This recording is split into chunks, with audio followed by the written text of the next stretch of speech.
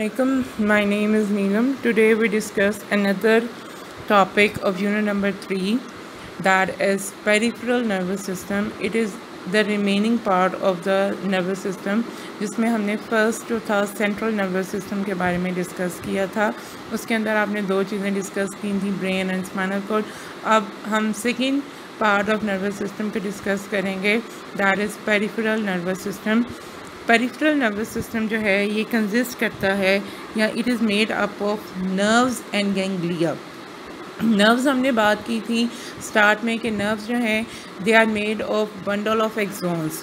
ठीक है, bundle of exons को जब एक लिपिड की लेयर कवर करती है तो वो नर्व्स बनाती हैं। और गैंग्लिया क्या थे कि जब आपकी न्यूरॉन की सेल बॉडीज़ जो हैं वो कंबाइन होके ग्रुप बनाती हैं तो उसे गैंग्लिया बोलते हैं। तो पेरिफेरल नर्वस सिस्टम आपके पास कंसिस्ट करता है दो चीज़ों पे, नर्व्स एंड गैंग्लिया पे। Ganglias are the cluster of neuron cell bodies outside central nervous system. तो गैंग्लिया क्या है? ये सेल बॉडी न्यूरॉन की सेल बॉडीज़ के क्लस्टर हैं, गुच्छे हैं जो कि सेंट्रल नर्वस सिस्टम के बाहर प्रेजेंट होते हैं। नर्व्स जो हैं आपके ब्रेन से भी अराइजेज होती हैं और स्पाइनल कॉर्ड से भी अराइजेज होती हैं। जो नर्व्स आपकी ब्रेन से ओरिजिनेट होती हैं उसे आप क्रेनियल नर्व्स कहते हैं, और जो नर्व्स आपकी स्पाइनल कॉर्ड से ओरिजिनेट होती हैं उसे आप स्पाइनल नर्व्स का नाम देते हैं। और अगर हम क्रेनियल नर्व्स की बात करें तो ह्यूमन के अंदर 12 पेयर ऑफ क्रेनियल नर्व्स होती हैं और 31 pair of spinal nerves present होती हैं। क्रेनियल नर्व्स जो हैं वो तीनों तरह की होती हैं, सेंसरी भी होती हैं, मोटर एंड मिक्स्ड, तीनों होती हैं। लेकिन जो स्पाइनल नर्व्स हैं वो सारी की सारी क्या होती हैं? मिक्स्ड नर्व्स होती हैं। अब क्रेनियल एंड स्पाइनल नर्व्स जो हैं वो आपकी बॉडी के अंदर दो पाथवे क्रिएट करती हैं, दो सिस्टम बनाती हैं, दो रास्ते बनाती हैं जो कि इंफॉर्मेशन को रिसीव और ट्रांसफ़र करते हैं। अब पहला पाथवे सेंसरी पाथवे कहलाता है, जिसका काम है रिसेप्टर से इंफॉर्मेशन को रिसीव करना और उसे सेंट्रल नर्वस सिस्टम तक लेके जाना। और इस पाथवे को आप क्या नाम देते हैं? सेंसरी पाथवे कहते हैं। क्या कहते हैं? सेंसरी पाथवे, जो कि कंडक्ट करता है इम्पल्सेस को from receptor to central nervous system. और सेकंड पाथवे आपके पास मोटर पाथवे है जो कि कंडक्ट करता है इम्पल्सेस को सेंट्रल नर्वस सिस्टम से इफेक्टर तक। मीन इसका काम है कि मैसेज को आपके दिमाग या स्पाइनल कॉर्ड से रिसीव करना और उसे आपके इफेक्टर ग्लैंड या मसल तक लेके जाना ताकि आप रिस्पॉन्स या एक्शन शो कर सकें। मोटर पाथवे फर्दर जो है वो दो सिस्टम बनाता है। पहला सिस्टम इसमें सोमैटिक नर्वस सिस्टम कहलाता है और सेकंड इसमें ऑटोनॉमिक नर्वस सिस्टम बनता है। तो मोटर पाथवे आपके पास दो सिस्टम क्रिएट करता है। पहला सिस्टम कौन सा है? सोमैटिक नर्वस सिस्टम, और सेकंड सिस्टम कौन सा आपके पास? Autonomic nervous system. तो पहले हम स्टडी करेंगे somatic nervous system. Somatic nervous system आपकी तमाम कॉन्शियस और वॉलेंट्री एक्शंस को कंट्रोल करता है। वो चीज़ें जो आपके अपने इख्तियार में होती हैं, जैसे कि आपका बोलना, आपका चलना, आपका उठना, आपका बैठना, ये वो तमाम एक्शंस हैं जो कि हमारे अपने कंट्रोल में होते हैं। तो इनको कंट्रोल करने के लिए आपके पास का मोटर पाथवे जो है वो एक सिस्टम बनाता है जिसे हम सोमैटिक नर्वस सिस्टम का नाम देते हैं। और इसके अंदर तमाम के तमाम मोटर न्यूरॉन्स होते हैं जो कि कंडक्ट करते हैं इम्पल्सेस को from central nervous system to skeletal muscle. Second system है आपके पास autonomic nervous system. Autonomic nervous system हम ऐसे सिस्टम को बोलते हैं जिसके अंदर हम इन तमाम एक्टिविटीज़ को के बारे में को कंट्रोल करते हैं जो कि हमारे अपने इख्तियार में नहीं होती। मीन तमाम इनवॉलेंट्री एक्शंस जो हैं वो आपका ऑटोनॉमिक नर्वस सिस्टम जो है उसको कंट्रोल करता है। It is responsible for the activities which are not under conscious control. It consist of motor neuron that send impulses to cardiac muscle, smooth muscles and gland. अब ये इसके अंदर भी मोटर न्यूरॉन प्रेजेंट हैं जो कि इम्पल्सेस को send करते हैं आपकी कार्डियक मसल्स में, मीन आपके हार्ट के मसल्स में, स्मूथ मसल्स मीन आपके बाकी बॉडी के जितने भी ऑर्गन्स हैं, स्टमक एक्सेट्रा, वो सब के सब जो है वो स्मूथ मसल से मिलके बने हैं, एंड ग्लैंड्स।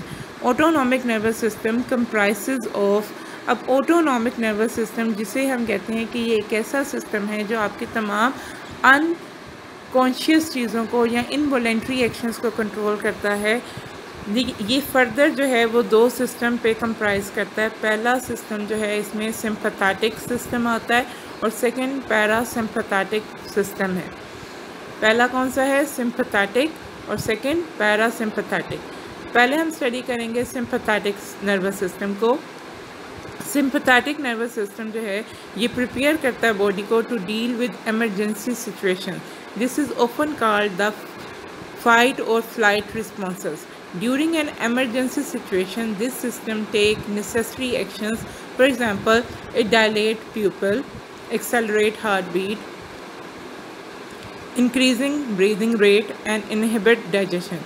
अब अगर हम बात करें, फॉर एग्जांपल आप मिसाल के तौर पे आप रनिंग कर रहे हैं, तो रनिंग करते वक्त आपके जब मसल्स के अंदर कार्बन डाइऑक्साइड का लेवल ज़्यादा हो जाता है तो आपका ब्रेन जो है वो क्या करता है, वो आपके लंग्स को इन्फॉर्मेशन सेंड करता है कि वो ब्रीदिंग को इंक्रीज़ कर दे। ब्रीदिंग जब इंक्रीज़ होगी तो उसका मतलब है कि ये कौन सी सिचुएशन थी, ये वो सिचुएशन एमरजेंसी सिचुएशन थी जिसमें या तो आप फाइट करेंगे या आप फ्लाइट के रिस्पॉन्स शो करेंगे। और इसमें क्या होगा कि आपकी आइज़ जो हैं वो डायलेट हो सकती हैं, मतलब आपकी जो प्यूपिल है, आई के अंदर जो होल होता है जिसे प्यूपिल बोलते हैं, उसकी एडजस्टमेंट से आप दूर और नज़दीक की चीज़ों को फोकस कर सकते हैं। हार्ट बीट का जो आपका रेट है वो एक्सेलरेट इंक्रीज़ हो जाता है और आपकी ब्रीदिंग रेट भी इंक्रीज़ हो जाएगी। व्हेन स्ट्रेस एंड, जब ये स्ट्रेस कम हो जाएगा तो आपका पैरासिम्पैथेटिक नर्वस सिस्टम एक्टिवेट होगा, जो कि आपकी तमाम एक्टिविटीज़ को, जो आपका फंक्शन था उसको दोबारा एक्चुअल पोजीशन में या नॉर्मलाइज कंडीशन में ले आएगा। और it causes people to contract, promote digestion and slow the rate of heart beat and breathing rate. आपके पास एक फ्लो चार्ट है जिसके पास आपके नर्वस सिस्टम को रिप्रेजेंट किया गया है। ब्लू पैराग्राफ जो है वो आपका सेंट्रल नर्वस सिस्टम को रिप्रेजेंट कर रहा है जिसमें ब्रेन एंड स्पाइनल कॉर्ड है, और पिंक पैराग्राफ जो है वो रिप्रेजेंट कर रहा है पेरिफेरल नर्वस सिस्टम को। अब पेरिफेरल नर्वस सिस्टम में हमने बात की कि जो नर्व्स आपकी ब्रेन से ओरिजिनेट हो रही हैं वो क्रेनियल नर्व्स हैं, और जो आपकी स्पाइनल कॉर्ड से ओरिजिनेट हो रही हैं वो स्पाइनल नर्व्स हैं।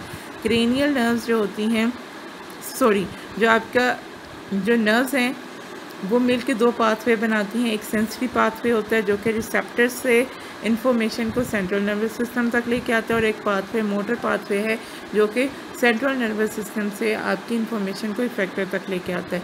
अब मोटर पाथवे जो दो सिस्टम क्रिएट करते हैं, सोमैटिक नर्वस सिस्टम और ऑटोनॉमिक नर्वस सिस्टम।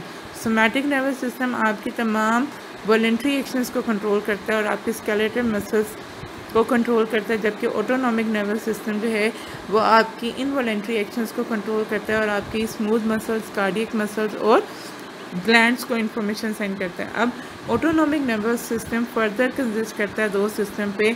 एक सिंपैथेटिक नर्वस सिस्टम होता है जो आपकी इमरजेंसी सिचुएशन को कंट्रोल करता है, और एक पैरासिम्पैथेटिक नर्वस सिस्टम होता है जो कि इमरजेंसी सिचुएशन, जब स्ट्रेस आपका ख़त्म हो जाता है तो उसको दोबारा नॉर्मलाइज कंडीशन में वापस ले आता है, उसे हम पैरासिम्पैथेटिक नर्वस सिस्टम कहते हैं। अब हम बात करेंगे नेक्स्ट एक्शन की, जिसे आप रिफ्लेक्स एक्शन कहते हैं। When cranial central nervous system send impulses to muscles and gland, two type of action responses result. अब जब सेंट्रल नर्वस सिस्टम आपकी इफेक्टर तक मैसेजेस को सेंड करता है तो इसके नतीजे में आप दो तरह के रद्द-ए-अमल को शो करते हैं। The higher centre of brain control conscious action और वॉलंटरी एक्शन। आपका जो ब्रेन है वो किसको कंट्रोल करता है? वो आपके तमाम वॉलंटरी एक्शंस को कंट्रोल करता है और कॉन्शियस एक्शंस को कंट्रोल करता है। When impulses are not pass to the higher centre of brain, जब आपका की जो नर्व इम्पल्सेस हैं वो आपके ब्रेन तक नहीं जा पाती तो उसके नतीजे में जो है आप ऐसा रद्द-ए-अमल शो करते हैं जो आपके कॉन्शियस कंट्रोल में नहीं होता, और ऐसे रिस्पॉन्सेज जो कि इनवॉलंटरी एक्शंस होते हैं और उनको कंट्रोल आपका दिमाग नहीं करता, बल्कि आपका दिमाग जो है वो क्विकली रिस्पॉन्स शो करता है। उन एक्शंस को या उन रिस्पॉन्सेज को आप रिफ्लेक्स एक्शन का नाम देते हैं।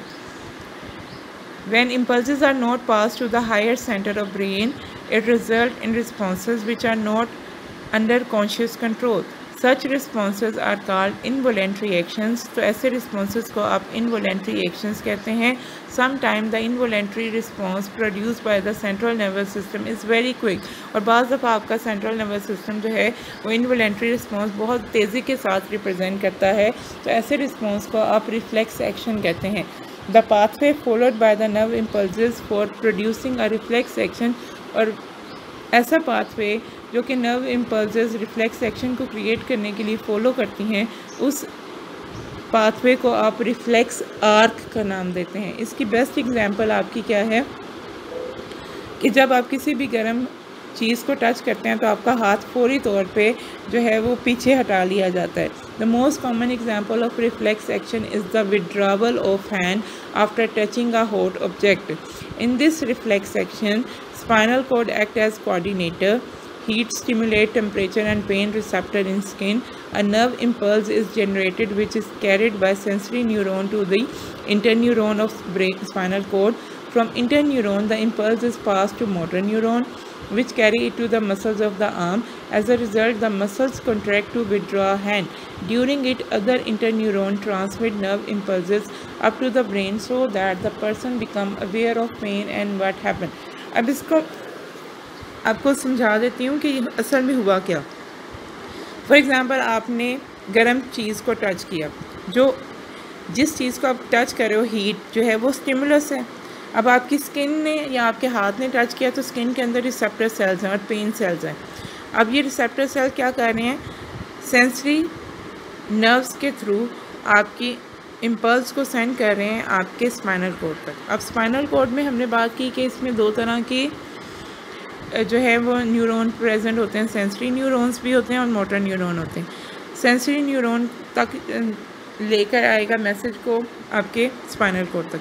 अब ब्रेन स्पाइनल कोड क्या करेगा कि मोटर न्यूरॉन के थ्रू दोबारा मैसेज सेंड करेगा, नर्व इम्पल्स सेंड करेगा, और वो आपके जाके इफेक्टर पे आएगा, मसल्स पे आएगा, और मसल जो है वो कॉन्ट्रैक्ट हो जाएंगे, जिसकी मदद से आपका हाथ जो है वो कॉन्ट्रैक्ट होकर पीछे की तरफ बेंड हो जाएगा।